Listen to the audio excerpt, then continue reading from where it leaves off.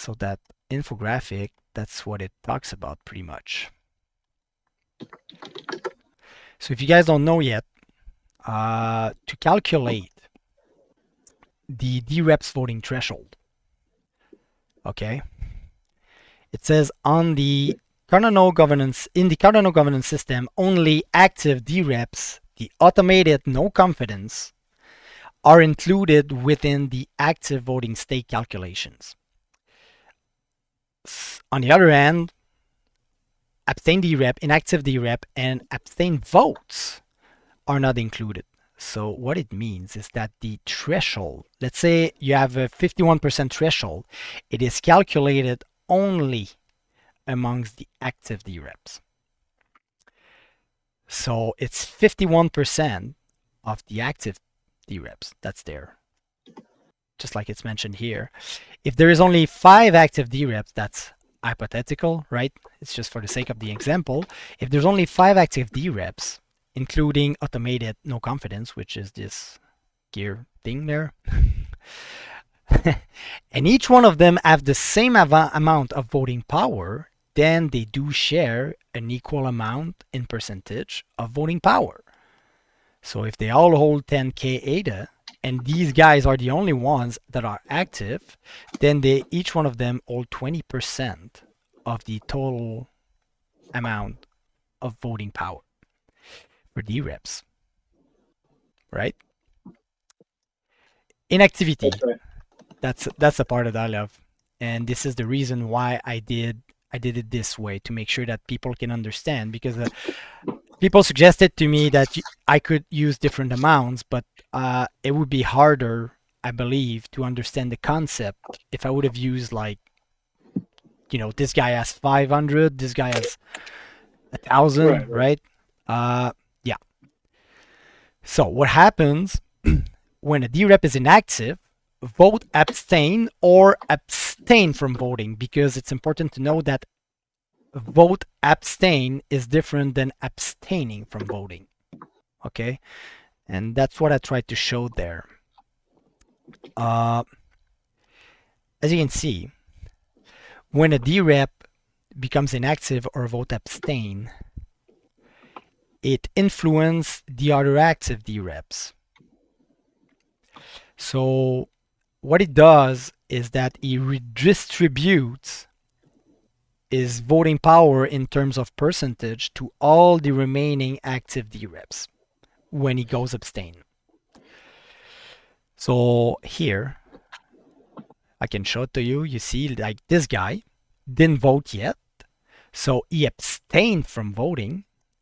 So in terms of the calculation, he is still active, but his vote is seen as a no vote, even if it didn't vote at all. The guy didn't vote, he didn't go abstain, he didn't do anything, so his vote acts like a no vote if he's active. So this guy here decides to vote abstain, right? So he's got 20% of the total voting active power, but he goes abstain. So he's getting his voting power out of the calculation. So as you can see here, what happens is that his 20% is redistributed amongst the rest, the remaining dReps that are still active, so they each get 5% because they have an equal amount. So what it does is that, as you can see here, before the threshold at 70%, you see that it doesn't pass because you got the no confidence here. This guy didn't vote yet, so it's seen as a no vote. So they both hold 40% of the total active stake. And there's 3 yes, so it means 60% right here of voting power going to the yes.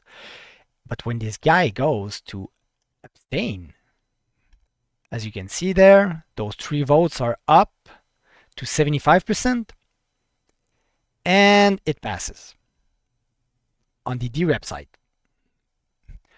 So the question there is, what's the point of going abstain instead of just voting no or voting yes, right? You guys can maybe answer that. So what's the point of just going abstain? If you could just, like, vote yes, it would make the same thing. It will pass. Can you figure out the difference? Yeah, so abstaining is basically saying you want to remove your voting power from the total, right? So you're basically saying like, I'm going to leave this up to people Yeah. who it's almost like saying, hey, I'll leave this to you guys. This is out of my wheelhouse, or for whatever reason you don't want to influence the outcome. Yep. But in terms of this particular example, what's the point? Why would you go? What's the difference, I would say, between going to abstain and voting yes in this Oh, example? between. Oh, okay. Yeah. I mean, the outcome's the same. As you can see, it passes. So what's the point of going at abstain? What's the difference in between going abstain or voting yes on this example? Well, maybe you don't. I mean, that'll be on your record, right, as a dRep, so it would show that you voted yes. So maybe you're not totally committed to the idea, but you don't. Maybe you're not also not against it. Um, The goal of this graphic and these numbers are, I had a single goal for that. Uh, and the goal was to figure out that when you go abstain, you see this guy's 20% is redistributed among the remaining active dReps, which means the yes as much as the no votes. It's everyone. But when you vote yes, your entire stake is going to the yes side. So if this guy would have stayed here, and if he would have voted yes, you would have 80% going to the yes, not 75%. why does that matter, though? I don't understand. Well, because on a larger scale, it just means that when you go abstain, you help as much the yes vote than the no vote. Oh, okay, that makes sense. Right? And that's why the goal behind abstain is to just specify that you don't want to get involved, but you don't care about the outcome. Right? You don't Because, want to influence it either way. yeah, You're influencing both sides equally at that. it could have been two yes, two no, right? And it wouldn't have changed anything. If there's 50% yes and 50% no, you go abstain and it falls to 50%, then you don't influence anything at all. It's just to say that when you go abstain, the percentage, I'm gonna say the percentage, not the stake itself, but the percentage of influence that you had in the system is redistributed amongst the rest of the active dReps. Yeah. Okay, that makes sense. So you understand why I had to use small numbers and equal things like that, because it's kind of it's tricky, but it's It's noting understandable. too. It's worth noting too, right, Mike? That the voting period is open for epochs at a time, so votes are very liquid during that Yeah, time. Um, that's correct. so this guy could have started out as a no vote, and then maybe a few days pass, and he goes, you know what? I don't know enough about this. I want to just abstain instead. Um, or vice versa. It could be a Yep. yes vote that turns into a no, or a no that turns into a yes. So there's lots of freedom until either the deadline is reached for the governance action or the threshold for yes votes is reached, right? Yep. Those are kind of the two cutoff points where then you can't change anymore. That's correct. And even as a delegator, you can influence it. Because if you don't like what your dRep voted on, Oh, right. you can move your stake. So this guy is not going to have Yeah. 10K anymore. He's going to have like 9 or 8K because you went somewhere else. Then on the epoch boundary, the new amount will be considered right away. So it's very liquid. It's a great, It, great concept. Imagine if you could do that now with politicians, right? It's like, hey, I voted for this guy, but now he's taking position, or she is taking positions that I just don't agree with. So I'm gonna remove my voting power from them and move it to someone who I agree more with. yeah. It's very easy to. Yeah, that's amazing. All right. What can they vote on? That's what it is right here. So the dRep voting thresholds, they can vote on update constitution. They can vote on everything.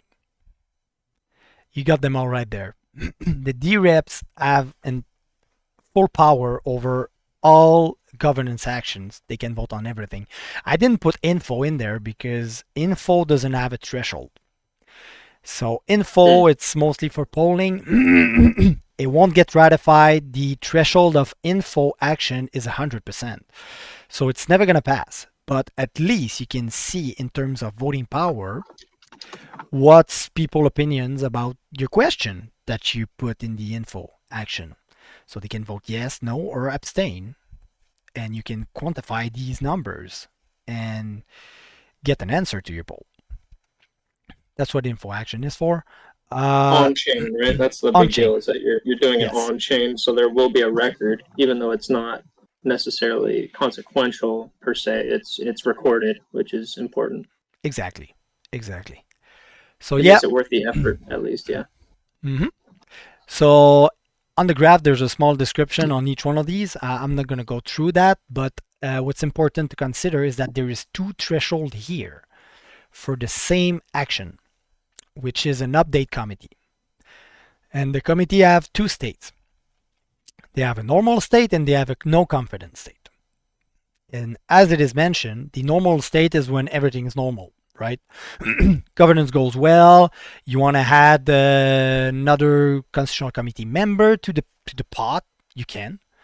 And committee is constitutional committee for anybody who. Yes. Yeah, it's unfamiliar. It's constitutional committee, normal state, and no confidence state. That's correct. Only SPOs and dReps can vote on those governance action. These 3 here and the no confidence are the only ones that the constitutional committee cannot vote on. So they cannot vote on governance action that's meant to get them out of the system, right? Or actually to elect more or remove constitutional committee members from the constitutional committee. So the committee can't vote on actions regarding the makeup of the committee itself, right? Yes, related to them, exactly. Yeah, so that's what it is here. There's the no confidence. The no confidence state is a voting threshold that you have during a no confidence state. So if you make if you manage to make a motion of no confidence pass, so this means that by ratifying this action, you remove the entirety of the committee. Like you don't trust any of those guys, they are out. Then the system falls into a state of no confidence. And no governance actions can pass, right? None of them, except the update committee. So unless you replace these guys with a new committee, which is going to then have a new threshold, this is going to be the threshold committee no confidence that's going to be seen by the ledger for ratifying an update committee. It could be lower, it could be bigger. It's just, it's a threshold specified for this. So yeah, it's important to make the difference. So I'm just going to go down there. Is that okay with you guys so far? Bob and Spentron, maybe? I know Spentron, you're... I know. I'm listening. That made sense to me. All right. Bob, you good, Bob? That made sense.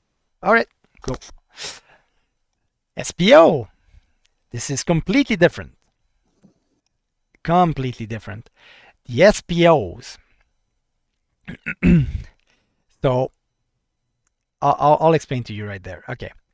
So what is 100% of the active voting power of SPOs? The 100% represent the entirety of the ADA stake to stake pools. Okay. So it is, yeah, all ADA stake to stake pools are included with the SPO's active voting stake calculation. On the other hand, unstaked ADA and ADA stake to retired stake pools, as well as when SPOs vote abstain, these votes are not included into the SPO active voting stakes. So what I did here, I took an example on a snapshot that has been taken from the actual blockchain we have, right? The mainnet on March 18 of 2024, and it's just showing that 21 billion of the available supply is staked to stake pools, and 13 billion, well, around that number now, is staked to retired stake pool or unstaked. Okay. From that amount, you can see that 61.9% of the total available supply, not the total supply, which is 45 billion, but the available supply. 61% of that amount is staked to stake pools. So this represents 100% of the active voting stakes, which the governance mechanism is going to calculate the threshold for SPOs. So in the example, I gave 51% here, which is calculated from what represents the 100% of the. So a simple active majority voting. of SPOs. Yes. Of active staked ADA. So the SPOs only have as much power as they have ADA delegated to their node. That's correct. So just like dReps, if somebody says, oh, my SPO is acting like a jerk, I don't agree with the way he's voting, I'm going to stake, even though the rewards may be good, I'm going to stake somewhere else because I just disagree with. Yeah. You know, they can vote on less things than dReps, obviously, because in terms of SPOs, there's clearly a money incentive about stacking to them, right? You might have some people or lots of people that's mostly money incentive, and you don't want that to influence too much on the governance, right? Mm-hmm. But they are still seen as like I mentioned here. They are the I know I wrote it somewhere. they are the stewards of the blockchain. This, the security stewards, if I can call it like that. The janitors. Yeah, right. Now here, being the security stewards of the Cardano network, they also have. Right, that's another topic. I'm just gonna get there eventually. I don't want to go too far too quick. Abstention. They can abstain, right? So if they abstain, the example I gave here, real quick, is an exchange that we don't know that has 6% of the total amount of ADA in circulation. Coinbase. An exchange we don't know. Who doesn't want, for example, to be involved into the governance, and they want to go abstain for regulatory purpose, which would be fine with me if you ask me. So they want to grab their old power and they want to move to abstain, or they want to vote abstain on every governance actions as an SPO. So in the example here, what I showed to people is that if this exchange, which hold 6%, move to abstain, then the influence of the rest of the active voting stakes gets bigger equally. So here, for the same threshold, as you can see, you see it moving, a little bit over this way. I don't know if my example is right, but both of these, they're unchanged thresholds. That's the sake of the example. So the stake moves, but the threshold doesn't change. It's just make it easier. The amount to reach the threshold becomes lower, but the threshold hasn't changed. Exactly. It's the same phenomena as with the dReps, right? It's the guy moving from no to abstain. He's removing himself from the active total. So although the threshold remains the same, the amount to get there is easier or smaller. There's some main difference though, because in terms of dReps, you can just delegate to auto abstain, but stake pools can't do that. If stake pools want to abstain, they have to somehow get themselves, or actually use a script. I would probably make a script for that whenever I have the time. They could script it to vote abstain on everything. If I was an exchange, I would use that personally. So you're sure that in regulatory purposes, you don't get in trouble because you Yeah, don't you could get just say, involved. look, anything that comes through here, it goes into the script and it's an automatic abstain. Yep. Yeah. Yep. Exactly. That's And that'll for show up on chain as well. So if you were an exchange, you could show a potential regulator like, look, you can see our track record here. You don't have to trust us. You can see that we voted abstain on everything. we don't get involved because Yeah. We're just here to make governance. money. We don't care about all this other Yes. shit. We just want Right. money. You don't want as an exchange to have influence over the gas fees and those things because it doesn't look good, right? So anyway, that's up to them. The option is there. So what can they vote on? They can vote on hard forks, obviously. This is SPOs, right? SPOs only, right? SPOs voting thresholds. They can vote on hard forks, on no confidence, if they don't like their committee, and on update committee, depending on the state, which could be normal or no confidence state. And they also have a protocol parameters security group that regroups some of the protocol parameters from 3 of the 4 protocol parameter groups. Oh, that's cool. I see what you did there. So that those go into the, yeah. Yeah, I made sure to make it small and almost invisible because technically it's not the same slide, right? So Oh, right. it's a whole slide there. But since, since we're here and we have the old map, I can mention it. So it's taking some, not all of them, some specific parameters from those 3 groups that are super important, which will need 3 layers of security. So they will need the dRep vote, the SPO vote, and the Constitutional Committee votes to be able to be changed. Things such as the minimum fee constant that we changed with 420.069, the one we use to break deposit, is one of them.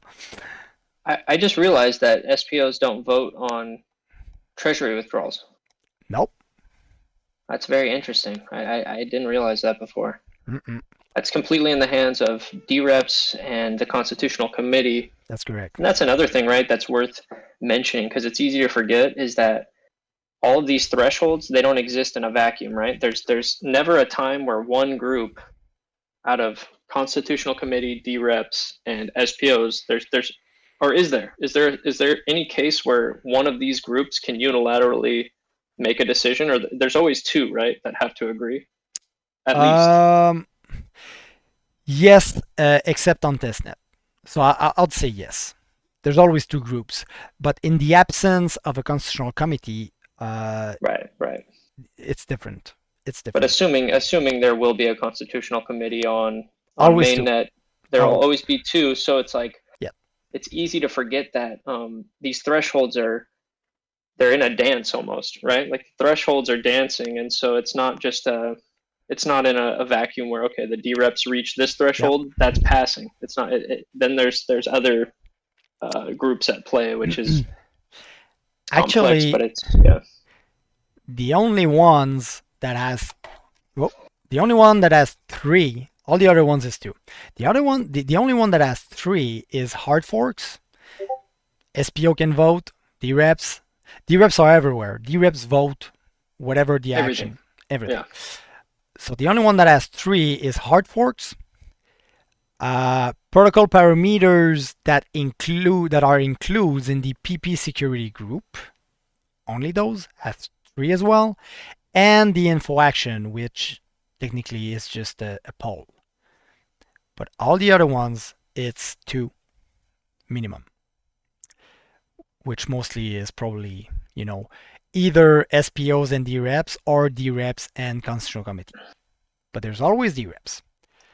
So yeah, for the sake of the conversation, and it's I'm American, right? So everything is American to me. Maybe you Canadians have a similar government. I don't know. I know you guys have a king and all that, but you also have so there's a Senate, there's the House of Representatives, and the Supreme Court. This is kind of how I've been imagining.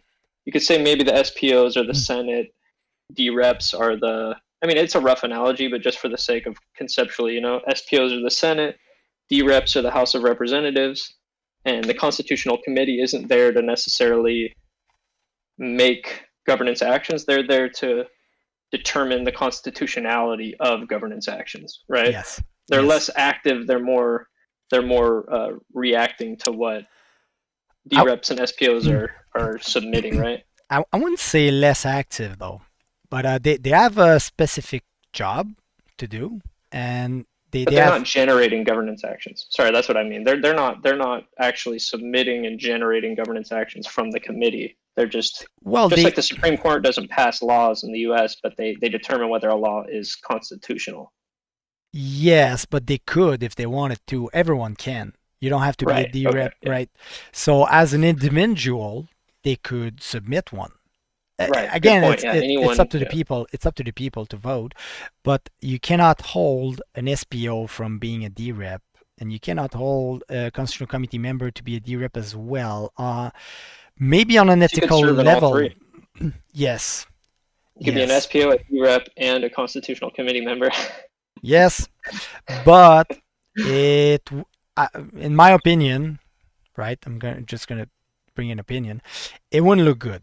It wouldn't look good, and I'm pretty sure delegators gonna probably move away, because to vote as a dRep, to have power as a dRep, you need the same thing as for SPOs. SPOs which have no stakes, they don't produce blocks. dRep who has no power, they don't influence the governance mechanism. So it's still up to the people. Either they're active or not, right? Sticky stakes, for example, but they can move away. They can move away from those delegations, from those people who does that. But again, it's the community who decides. So yeah. And next, we got the constitutional threshold, which is kind of, easy. They all hold the same voting power. Whatever the number they are, they all have the same voting power. So I've put 16%. I think I had like 8, 6, 1, 2, 3, 4, 5, 6. There's actually 8 committee members right there. They all hold the same voting power, but of course they can go abstain. So if they go abstain, their voting power is redistributed amongst the one that didn't go abstain. Mechanism is the same for the 3 entities, right? For the 3 governing bodies. The 3 governance bodies, sorry. The SPOs, the dReps, and the CC members. For each one of these guys, abstaining from voting equals a no vote. But voting abstain, it is different. It is different. What? we shouldn't use the word abstain in both, though. It's kind of confusing. It's like... It is. I know it is. We talked a lot about it. Some people brought different words. Some of them that I don't like, but I'm pretty sure it's going to change. But for now, that's what it is. That's exactly how it's written in the SIP. So I have no choice to use the same wording unless I want to even confuse more people. But yeah, fair enough. Let's see it this way. If you don't do nothing, it's seen as a no vote. You do nothing, so it's a no. Inactivity. You're not abstaining. You're just completely inactive from the voting process. But no, because then that doesn't. Okay, I'm sorry. You can't use that wording as well. That's what I meant. If you use inactive, people will think that you're inactive, and if you're inactive, let's invent a new word for it. It's you're an active voter who's deciding intentionally not to participate in a specific governance action. Yeah, sorry. Go ahead, Mike. My bad. Then it's not a word; it's a definition, right? I mean, you just. If you do fuck all. So, Mike, just for example, for the example in your chart here, the 8 committee members is an arbitrary number, right? So that can be decided upon in a governance action, and yes, or in a protocol update, and the term of how long the committee would be active before it would have to be voted on again and replaced is also decided within the protocol. So how long the committee is serving, as well as the total amount. Each member has its own terms. Mm-hmm. It could be different for each one of them. Gotcha. You could have some of the committee members that has a year of term, and some of them that has 6 months or 3 months. Because they could have joined at different times. Yep. But it's not a different rule set for different committee members. It's just that they don't all have to be, you can add a member to an existing committee, and the existing committee would have already been progressing towards the expiration, so they'd be further along, right? Yeah. Yeah. Or actually, during for the governance action, they could match that new number as well. There's no. Oh, okay. There's a maximum, but there's no minimum, for that matter. But I'm not there yet. It's explained a little lower. Sorry. Yeah, just about that's actually pretty simple mechanic. Right? There is no maximum committee number. So you can have 100 committee members. Don't do that, please, but it's possible, right? It could be 20, for example. There's no maximum. And if it's set to 100, you have to have 100, right? You have to have. You can't have 99. You have to have 100, or else. No. There's no maximum, which means that you can have as many as you want, but there is a minimum. There is a parameter here. Committee minimum size. And what this parameter is that whatever number this is, if the number of committee member goes under that number for any reason, expiration, resiliation, someone has been removed because of a governance action, you have to replace that person before the committee is valid. Yes, or else the system will enter into a state where they will all by default vote no, and they won't be able to do anything else. So unless you update the committee again to the new number, which is higher than the minimum, you can't pass anything else. But if the minimum is 8, you could add a 9th person.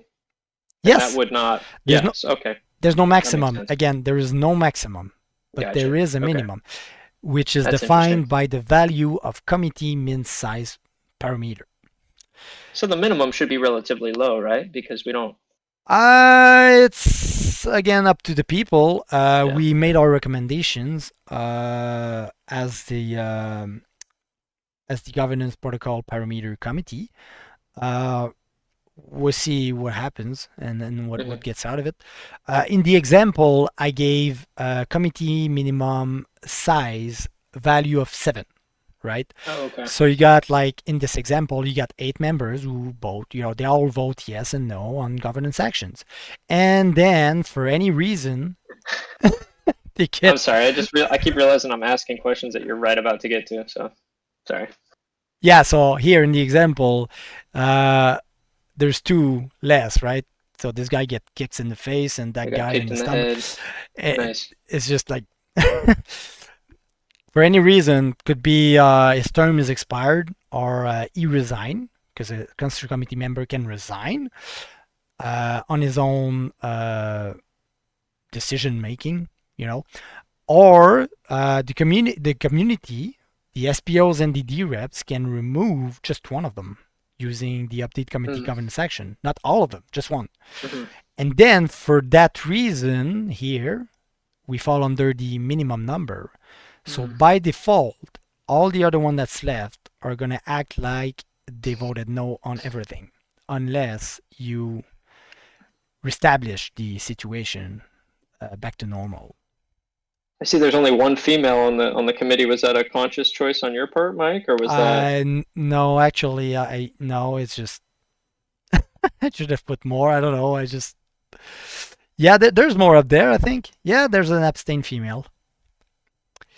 I didn't want to. Come on, I mean, Cardano girls are viral right now. You'd think you'd. I should put I'm gonna get criticized by the Cardano girls for that. I'm gonna change it. Anyway, you're getting me in trouble, man. I'm looking out for you, man. What do you mean? I'm trying to help you. Okay, governance action lifetime. That's an important one because. As I was making it, I didn't know the answer, so we had to test it to know the actual answer to that. Okay. The governance action lifetime is calculated in the epochs, and what it does pretty much is that it's a countdown, right? So in this example, I gave it a value of 3. So 3 epochs governance action lifetime is the amount of epochs that your governance action is going to stay on chain for people to vote on. And when that countdown goes to 0, then it gets removed and you get your money back from your deposit. But the calculation starts after the epoch boundary following your submission. So in the example here, epoch number, which is the first epoch, this is the epoch where you submit the governance action. As soon as you submit it, it is accessible for people to vote. So you could submit it. So for example, we're in 475 right now. Yes. So as that example, if that was epoch n, we have 2 days left in 475. So if I were to submit a governance action right now, sorry, go ahead, my bad. Yeah, no, go ahead. I mean, no, yeah, that's a legit Would it question. be active for voting right away, or yes. Is it not? Okay, so people can start voting right away. Right away. But the lifetime isn't actually kicking into effect until 476. Yes, exactly. So if the value is 3, you submit it on epoch 275. Then on epoch 276, it starts to 3, right? The first countdown, right? So if the value is 3, it's going to start calculating it at the next epoch boundary. So you go to 3, then the next epoch it goes down to 2, then the next 1, and then it gets expired. And it gets removed from the governance state, and you get your money back into your the stake address that you provided with the governance action or the credential. But that's if it expires.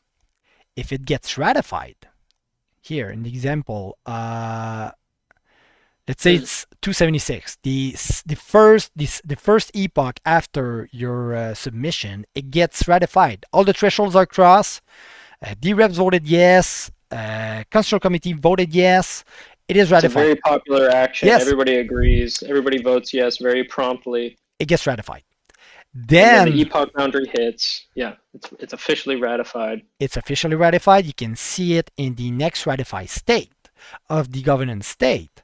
Then the following epoch boundary, it's going to get enacted and it's going to be active on chain, and the change are going to be done, and you will get your money back before its expiration. So it's going to be taken out of the governance state before its expiration because it has been ratified and enacted. And Mike, so epoch n+1, let's say the yes vote, it's just universally, everybody agrees, all 3 of the governing bodies agree, universal approval. Let's say first day of epoch n+1, all the thresholds are met. It doesn't have to maintain those thresholds until the epoch boundary in order to be enacted, right? It's locked in the moment that all 3 thresholds are met, or it has to maintain those thresholds until the epoch change. Okay. Yes, because I didn't realize that. If that happened, let's say that happens, and that's the beauty of it. Every thresholds are crossed. Day 1 of the new epoch, let's say, day 1, everybody votes yes. It's meeting all the requirements. You still have to maintain that for 5 more days on mainnet. You have to maintain it until the epoch boundary, because you mentioned it. You said the community is for it, but let's say the community is not for it, because all you need technically is the dRep votes, the SPOs, and the Constitutional Committee. Let's say that the SPOs are all together for it, the Constitutional Committee are all together for it, but the community is not. But the dReps are for it, and they voted yes, and the community's pissed. So they moved their delegation, I'm going to the no vote. So maybe there's only a few dReps that voted no, and then they just get a swell of new delegation throughout the epoch. Either dRep or no confidence, but that makes them lose their stake before the epoch boundary. So the yes votes mean less. Yeah, it gives people a gap of time to react to that, right? So awesome. So it's such an awesome idea, man. It's so cool, and it's such a great defense against corruption, assuming that you have ADA holders who are actively engaging with the governance process, like it really empowers ADA holders to truly have control, as much or as little control as they want to have, I guess, Yeah. I was actually thinking I'm gonna fight for that if I participate to the constitutional convention that they're about to do this year.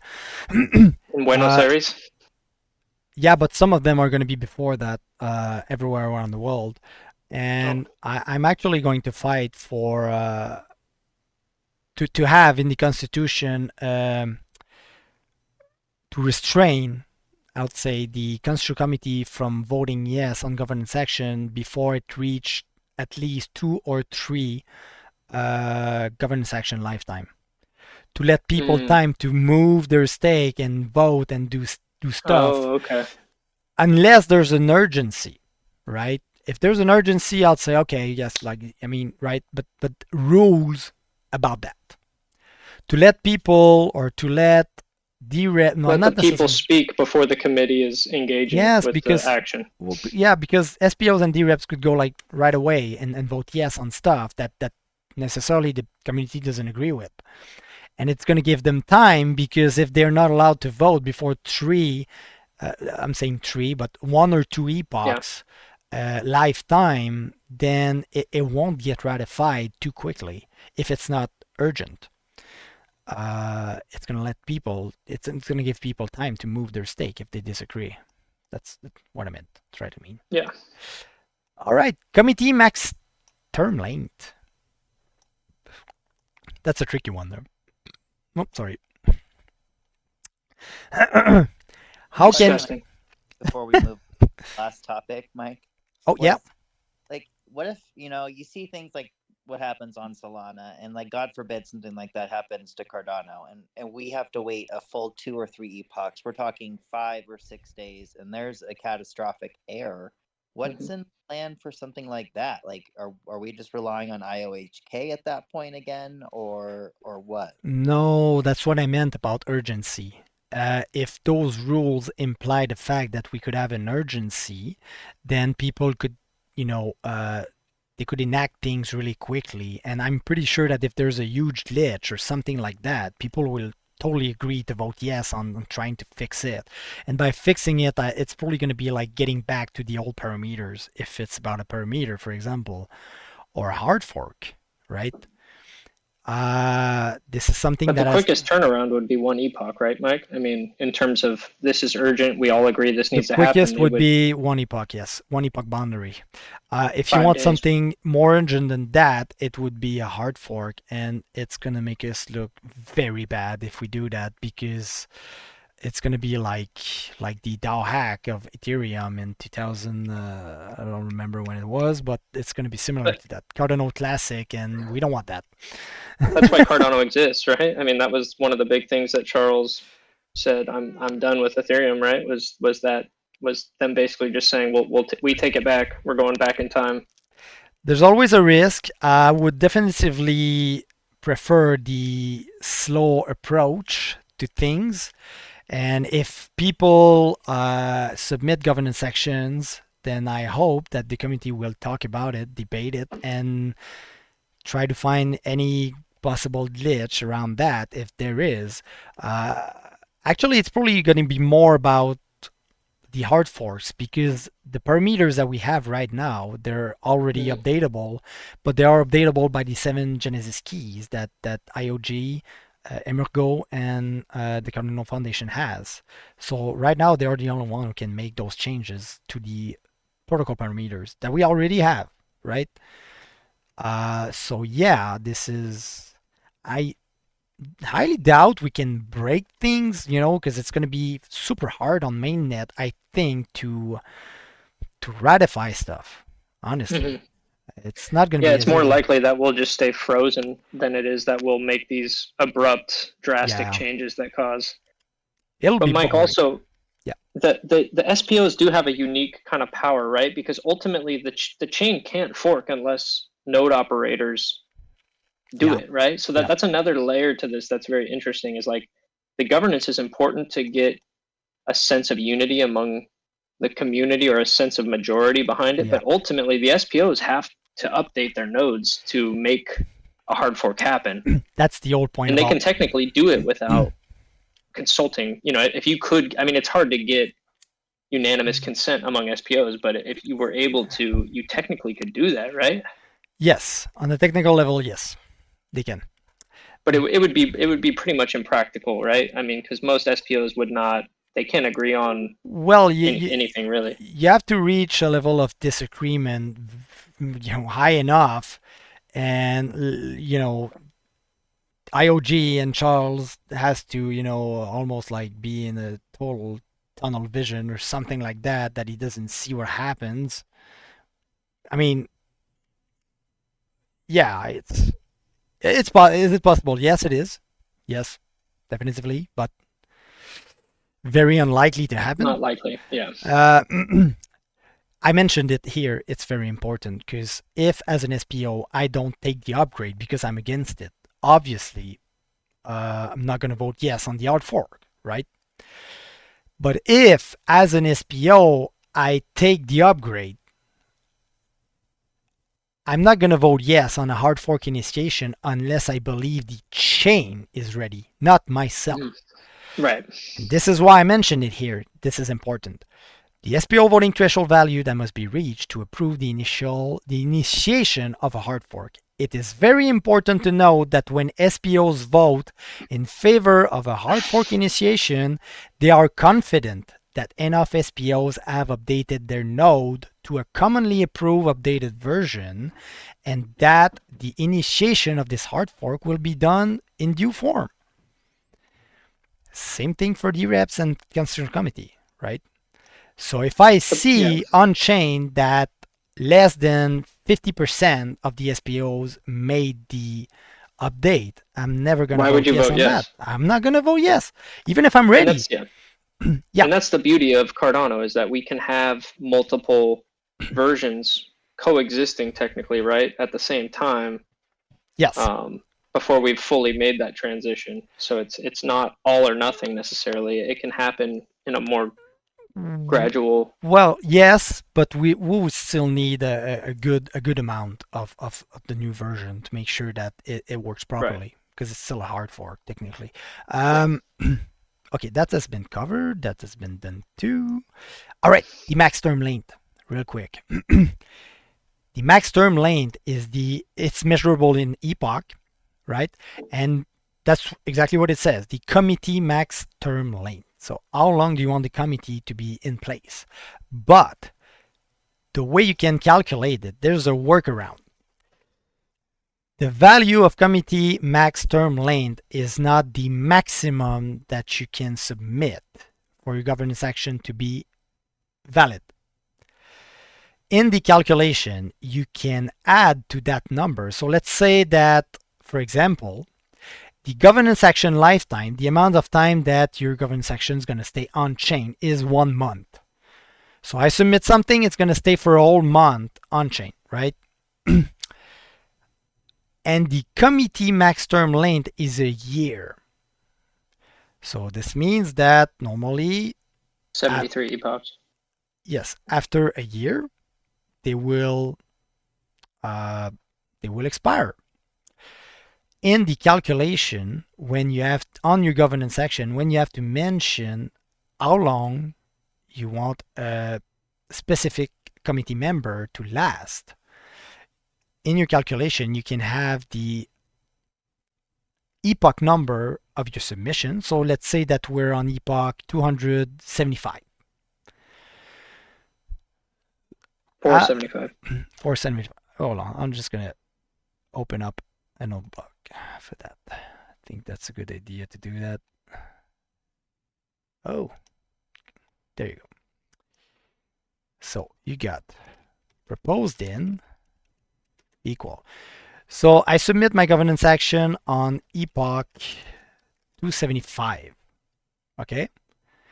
So that's the epoch where I submit it. Okay. The governance action lifetime. The amount of time that the governance action is going to stay on chain is whatever, 20 epochs, right? I'm going to use 20. That's an example. So your governance action is going to stay on chain for people to vote on until it reaches ratification or expiration. It's going to stay there for 20 epochs. 100 days. That's yes, that's correct. 100 days. And the committee max term length value is a year. So that's 73, I think, right?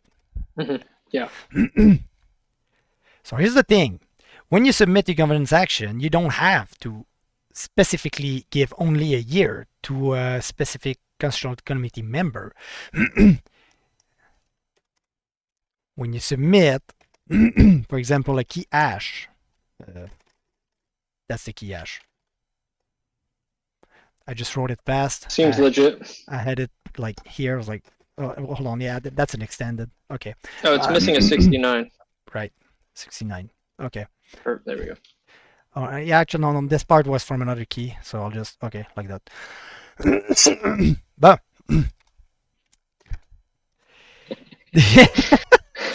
Yeah. So dumb. Yeah, well, all right.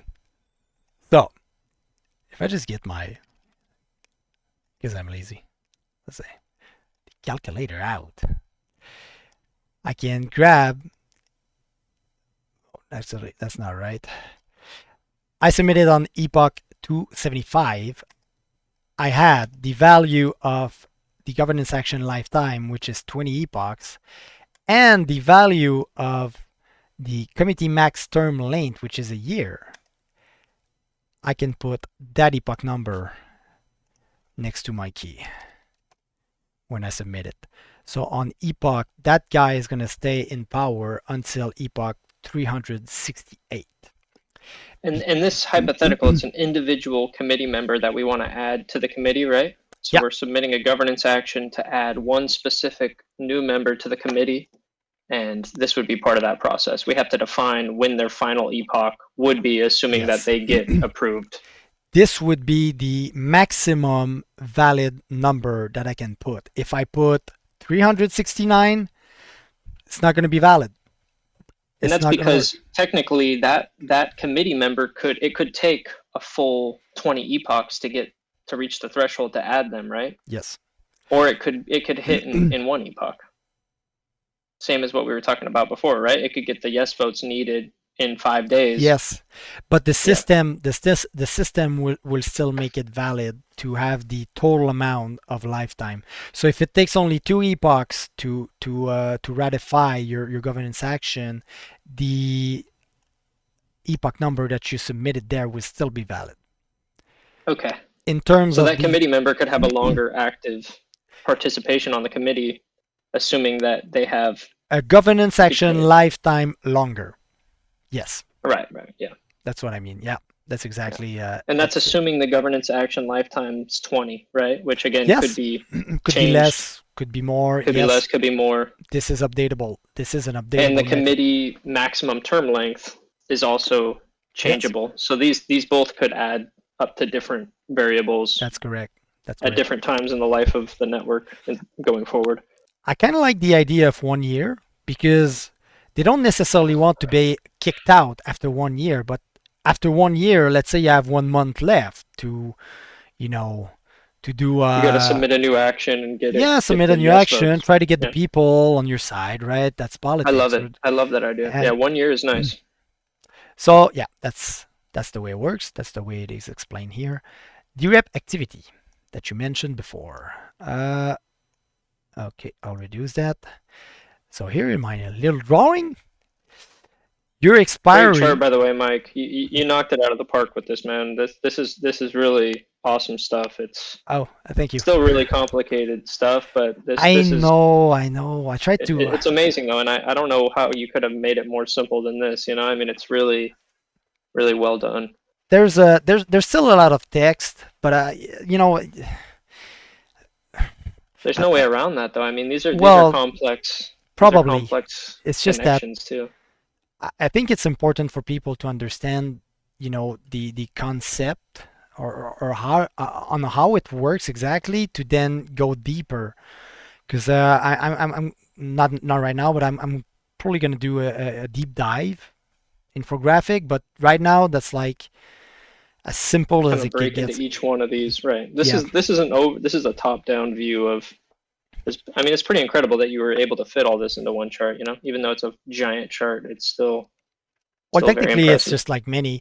I would love to do that. I would love to do presentations and those workshops. I really I loved it, man. In Indianapolis, that was really, really nice. I really thank like Adam for giving me the opportunity to go there. I would present this just like with PowerPoint slides. Oh yeah, that'd be awesome. I'd love to do that. I would love it so much. Anyway, yeah, let's hope it happens. Yeah, dRepActivity. So as you may know, we all have an expiration as a dRep. So in this example, I think it was, did I give something as an example there? No, there's no dRepActivity lifetime example there.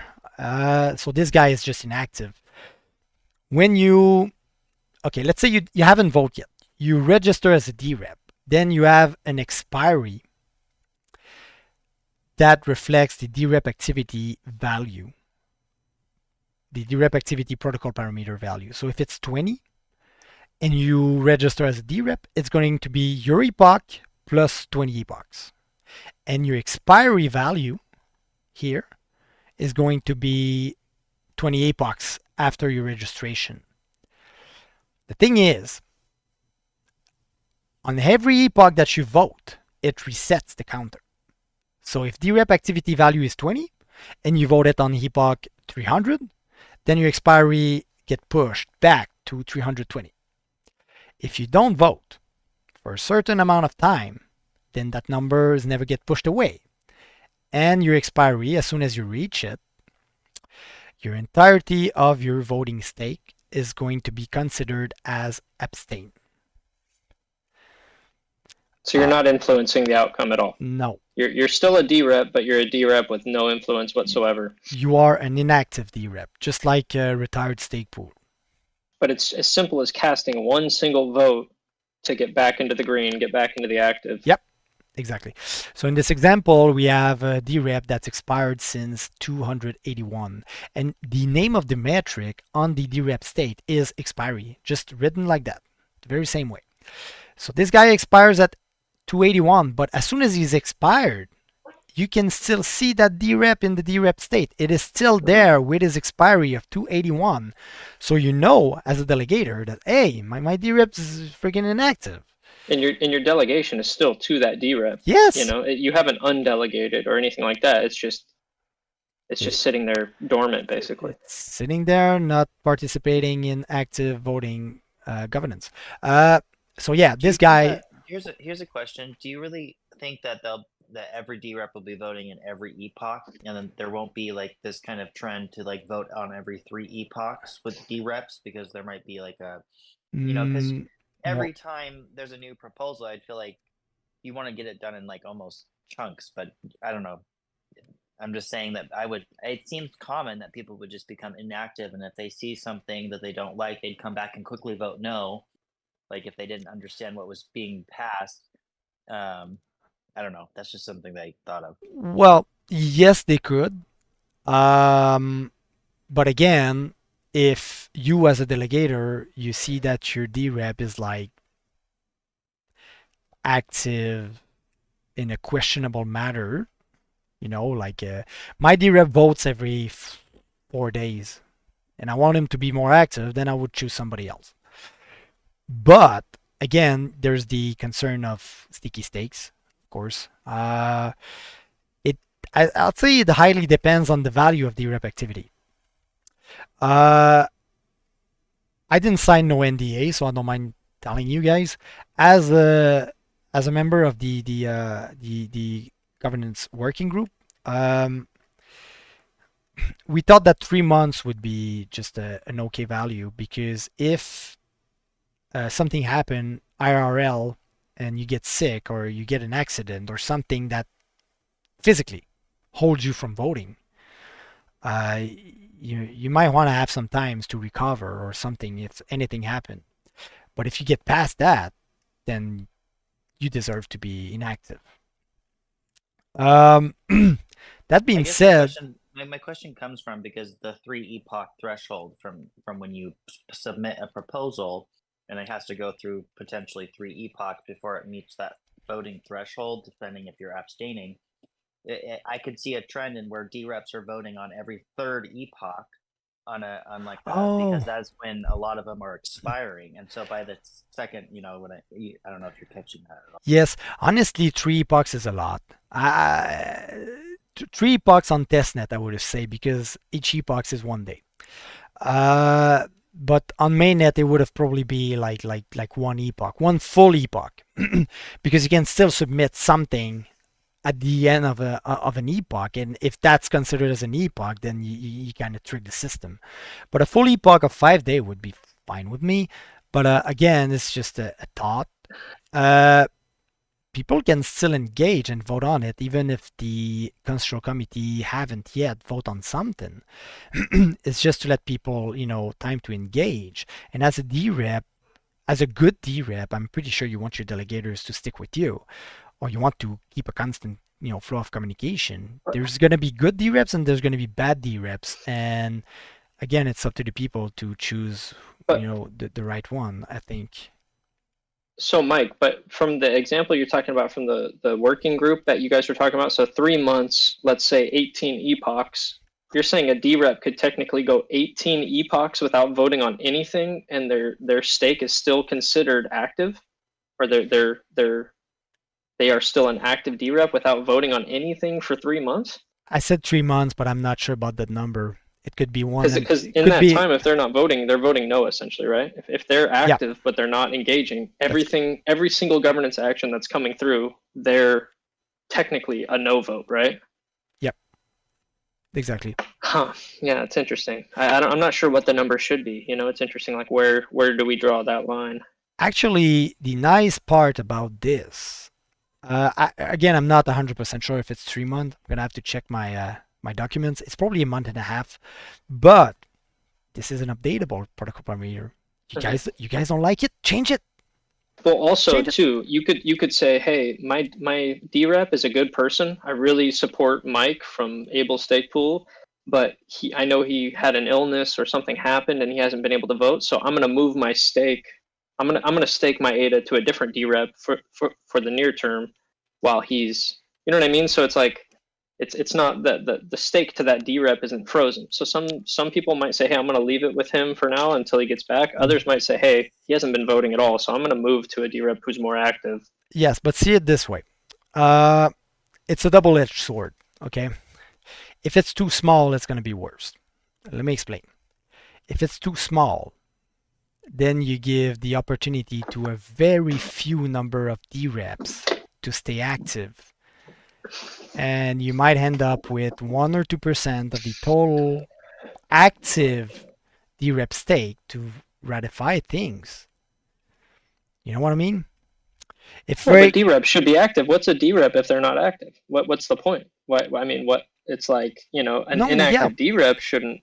They shouldn't hold back the chain from making. They definitively should. But I'm just going to the extreme. If you set this to 2 days, if you don't vote in 2 days, you get inactive, then your entire stake doesn't count. Well, let's talk mainnet though, right? Because the shortest it would have to be at that point is 5-day epochs, right? You couldn't have an inactivity expiry shorter than 5 days at that point. Yes. Yeah, again, I mean, still, it's up to the people. For example, if your dRep is not active enough, you can move your stake. And if a dRep has no stake at all, he has no influence over the system. The same way. So it doesn't matter if he's Well, yes, because if I wouldn't delegate to a dRep that's inactive. Like if that guy votes, you vote like once every 5 days on an info action. Fuck it, I'm going somewhere else, man. I mean, unless you like that, unless you're saying, hey, I don't want there to be any changes. I just want Cardano to stay exactly the way it is now, and my dRep votes no on everything by not engaging at all. Yes, I support it. Then this doesn't really make sense though, but could be. No, it does. It does. It could.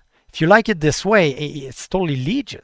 Like you like it this that way. My dRep doesn't. Why not? He votes on one info action, which doesn't have technically it's not consequential, so he stays active, and everything else is just a no vote. The way it is designed, whatever would happens in the future is going to be the community's decision. Honestly, if nothing changes, that's because nobody wants to change anything. If it changes fast and then things happens and then it moves a lot, then that's because people want it to. Again, I just, we need a sweet, I like to call it the sweet spot. I do that a lot of times. The numbers that's going to be the initial number are not going to be the last numbers, but the community will end up deciding what's the right one. Depending on the level of participation that we don't know. We don't know. All we got is a testnet with 30 people, not 30 people, but 30 stake pools and barely like 3 votes on every governance action. You don't know what's going to happen on mainnet. But what you do know is that you have the power to change it. Right? If people are too inactive and you can't do shit, no, I'm not going to say like that. You can do nothing. Then you can lower that value. I'm going to have to beep myself, but beep, beep, beep, beep, beep. I disagree with you, man. Mike. You're better than that, man. Yeah. Hey, Mike, for this chart, for this example, it says expiry 281. Yes. Next to inactive. So that's what I was going to. When you expired, you are still registered. And you do not get your deposit back. As long as you are a dRep, even inactive, you do not get your deposit back. Unless you why does it say unregister. 281? It says 281 because this guy here is already expired. Okay, he's been expired since 281. He's been expired since 281. We're on epoch 285 and he is inactive. And then on epoch 287, he votes on something. Then all of a sudden, the calculation here says epoch number plus the value of dRepActivity equal his new expiry. So since he voted here on 287, and actually I gave it a value of 10, I didn't mention it, but as you can see here, he voted on 287, and his new expiry here is 297. So we know that. So assuming he doesn't vote again, he voted on one action in 287. He could not vote again until 297. He'll still be active. Yes. And every single other governance action that comes through the into Cardano, he will essentially count as a no vote. Exactly. Yes. Okay. I'll be honest with you, Van. Some people are going to do that on purpose. Some people who doesn't want their voting power to be seen as abstain, but they still want it to be there as a no vote, as a passive no vote, because they don't want no change. And it is not unfortunate. I believe it is like you have the right to want the chain to stay the same. It is assuming ADA holders support you too, right? Like dReps, again, it's important to stress they have as much power as the ADA holders give them. Yes. So you can have a very firmly held opinion as a dRep, and you could think you're 100% right, and you could even have a big bag yourself of ADA. But if the community doesn't support the action you're taking, it ultimately is not really gonna. You're not going to have the power that you would hope to have. Well, you can have your own power. Some people are going to do that. You register as a dRep yourself, you delegate your own stake to yourself, and you do this. I know someone who's going to do that. I know someone who confirmed to me that he was going to do that. It is his right. He has the right to do that. He's going to vote, like, for example, no on an info action every once in a while, but he wants his stake to be considered as a passive, always no. Yeah. Unless he wants to support something, right? Obviously. Yes, and then yes. he'll vote yes on it. Yeah. But it is his right.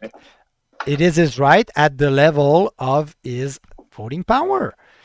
You know, because I mean, everyone can be their own representative without having to raise money and do an election campaign, pretty much, if you have the monies or the ADAs, pretty much.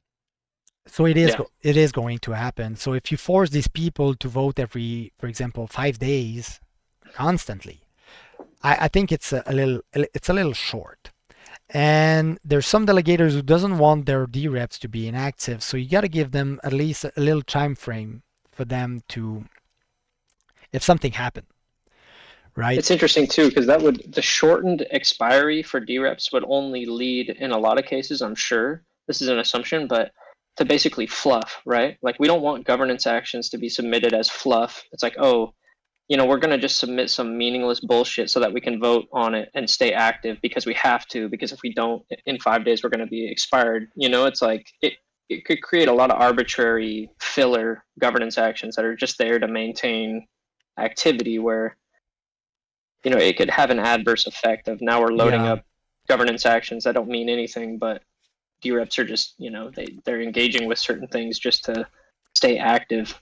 I'm actually more concerned about the the fact that if it's too low, if you got too much power, and if it's too low, and for any reason, I'll go to the extreme again. You got 1 billion voting power to yourself because people love you, because they recognize you good.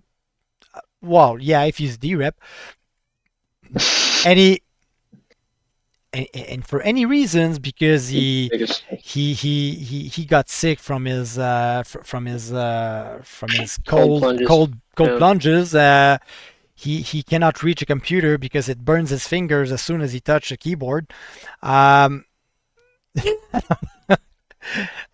That's just an example, and he cannot vote, and he gets inactive with a billion ADA voting power going to abstain. This is huge. Suddenly, these other dReps have way outsized power all of a sudden.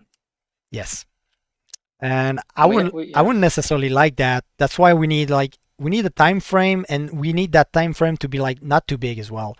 But what is a respectable number for us like to a month? It's 6 epochs. I like that. That seems like it, at least as a starting point, would make sense to me. Actually, there's a way to know it. It's public. That's the thing. No, wait. What was it? GitHub. Gonna go check that. PCGov. Genesis. dRepActivity. Where is it? 20 epoch. How long is that? That's like just over 3 months. I'm gonna have to double check that, but that's probably gonna be 3 months. I mean, that works as a starting place too, and that's important for us to remember now. Is like, these things are all they can all be. They are changed. All updatable, and the nice thing about it is that when you submit a governance action to change one of those parameters, there's also an anchor. There's also a reasoning. There's also standardized way you can specify why would you want to change that. Why do you believe this will be good? Blah blah blah. Politics, right? And it's changeable. So yeah. Well, at least I mean you guys understand the concept. Oh yeah. Okay. The deposits. Why does it matter? Right? So what is it? We all know what it is. There's a deposit for dRep keys, and there's a deposit for governance actions that we talked a lot about recently. And why is it necessary? Why do you think it's necessary to have a deposit for those things? We do not want DDoS attacks. We don't want the chain to be flooded with governance actions and dReps. You don't want, it's mainly Sybil attack in terms of the keys. You don't want millions of dRep keys, credential to be on chain like at once. So you need a deposit for that. And the governance action would be mostly flood of governance action, like, like, man, it, right? You were there. That's it could be a mess real quick as well. Oh, I just realized, Mike, when we submitted all those governance actions, we're going to get all that ADA back, huh?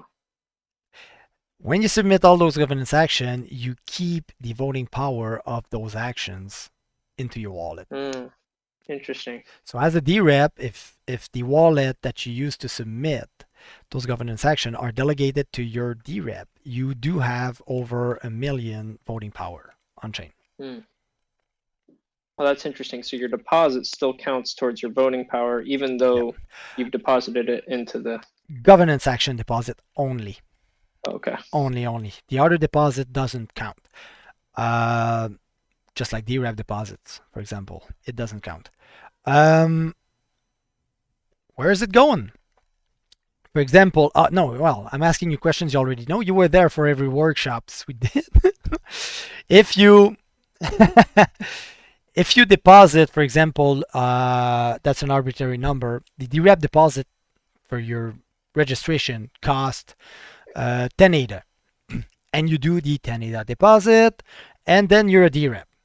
But after you guys change that parameter, and you say, that's not enough, we get too many dReps, we don't like it, it's getting messy, let's raise it. You raise it to 500. What happens to your 10 ADA deposit? You get it back. You don't. Your deposit is specified. Your deposit gets into a pot that is done, that has been made for you. Just like right now, we do have, like, as it is right now, I think we have 2 pots. There's one for the stake keys, that is 2 ADA. When you register to stake to a stake pool, you probably not know, but you do deposit 2 ADA into the blockchain, into a pot, to register your stake key, to be able to delegate to other stake pools. This is why the first time with a new wallet that you delegate to a stake pool, you pay 2.17 ADA, because there's 2 ADA deposit and 0.17 ADA of fees to do so. But after that, when it's done, your stake keys are registered, you redelegate to any other pools, it's just going to cost you the base transaction fee. And the second one is the stake pool deposit, which is 500 ADA. So all these money, it all gets into a pot. And when you unregister your stake pool, or when you retire, you get it back 2 epochs later, or 2 epochs after your retirement. And same thing goes for your, your stake key deposit. You can unregister it and get your 2 ADA back, because you want to cash it in for any reasons. You want to get, you want to get it back. Same thing goes for dRep deposit and governance action deposit. So if you do a deposit of 10 ADA, for example, and that value change later, your money is still in that pot waiting for you. So, but now you have a balance. So let's say it goes up to 500. It goes from 10 to 500. You have to. I'm confused. You have to. You owe a balance of 490 at that point in order to become an active dRep again, or no? It will be an acquired right. If your dRep deposit back in the day was 10 ADA and it went up after to, I'll exaggerate, 10,000 ADA, your deposit, you are still a dRep, because you have the acquired right that you had back in the day. Oh, okay. Interesting. For governance action deposit, it will work on the coming governance action deposit. So this means that if you had a governance action deposit of 1,000 ADA, you submit an action, you do the deposit, then the value changes. Then the coming governance action that you will submit in the future will be the new amount of deposit. And when your governance action will expire, the one that you submitted before the change, you will get the money that you deposit back, because the money that you deposit has its own specific pot for you. Mm-hmm.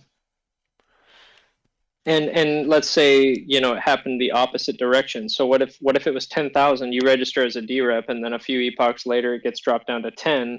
You would essentially, you would need to unregister your DREP and get your deposit back and then create a new one, or? Yeah, that's what I would do. Because technically the stake delegated to your dRep is delegated. Oh yeah. Is delegated to your ID. Your ID doesn't change. So you can do that. That's what I would do. Honestly, if we had a huge gap like this, like from 10,000 to 10 ADA, yeah. That's it's what 5 ADA, who cares? Yeah. It doesn't matter. But if it was going from a really high number to a low number, you could just pull that deposit out but you could keep the same ID though? Yeah.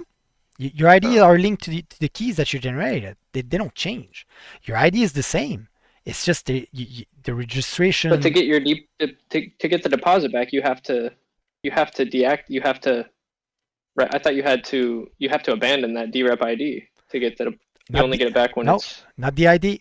You have to fill a deregistration certificate that you submit on chain, but the ID itself doesn't change at all. Interesting. You still have your same keys, you still have your same ID, and then when you re-register, you use the same credential. Yeah. That's it. The stake delegated to you is going to stick, man. It's going to stay there. So there's no risk at all in changing the deposit amount.